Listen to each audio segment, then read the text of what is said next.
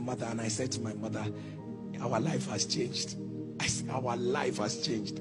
My mother was the most important person to me. So I went to tell my mother, now you will live in my house with this salary. I will change everything. I was excited, telling my mom this, telling my mom that. My mom was so uninterested. I told her, why? She said, everything you are telling me is not what God told me about you.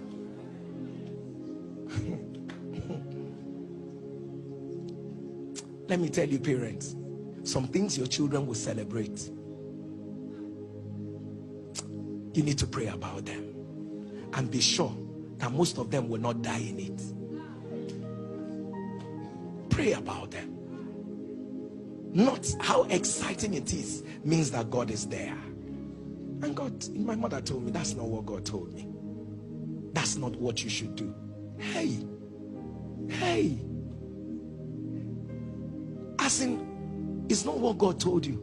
I told my mother that we quarreled that day. I quarreled with my mother. I said, it's not what God told you. What God told you is that way. And you're telling me to go into full-time ministry. Which example do I have around me to show me that if I go into full-time ministry, nothing will happen to me? Which example? No example. Say it's not what God told. That I will serve God. I will serve God. If people understood my dialect, I would have spoken it for. She would that I should serve God. That what God is saying, I should forget everything and serve God. I should serve God. I should serve God. I should serve. So I asked my mother. I said, so if I'm serving God and I get hungry and all that, he said, if I die, I'll go to heaven. Because she too, she did not have an example of serving God, that you will be fine serving God. So she didn't have that example. All she knows that just do the right thing, serve God, and then die and go to heaven. I told my mother, not me.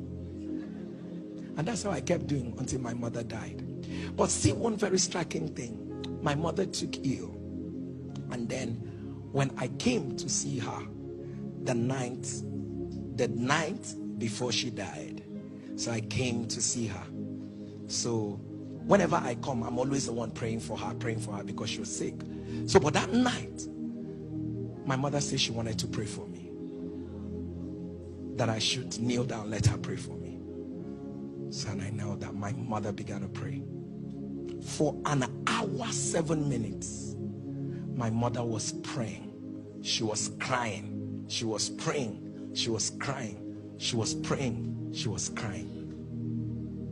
And when she was done, she told me, nothing will happen to you. And my mother was full of smiles. And when I was ready to go, she now called me by my Igbo name. And she said to me, that Shebi, I know that this has sickness. That if I had what it took, that she will still not be sick. So I told her that I'm trying, that I don't know what else to do, that what is happening to you is not something that will kill somebody tomorrow. That I'm trying, that medications, we're giving medications and all. She said, no, that Shebi, I know that I've not reached that height in the spirit where I can speak to this her sickness and it will go. She said to me, no matter what you are doing, try and get to that height where sicknesses like mine can hear your voice and go. And as far as I was concerned, I just felt like, she likes talking about God, everything, God.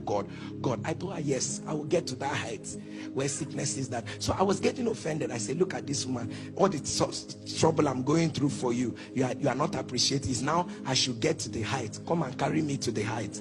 Let me reach the height. And the next day, I heard my mom was dead.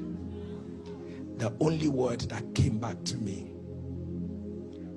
was get to the height so that sicknesses like mine can hear your voice.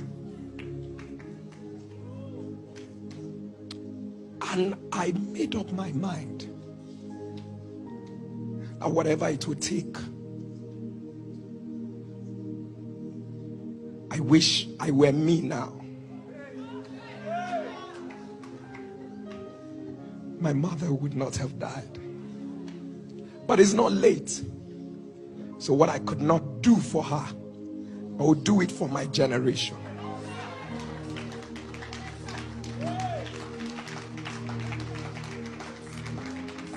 So when people say to me, calm down, you're being too extra, you don't have to do all these prayers every night and all of that, I would never want it to be said that a man prayed and demons ridiculed your voice.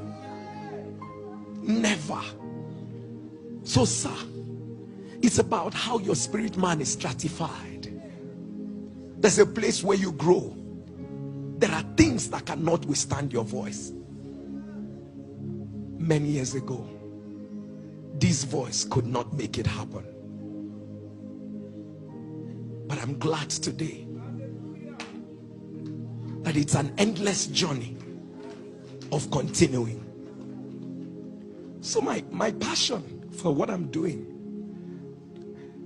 my mother was my treasure. And I want to tell every young person here, please take care of your mother.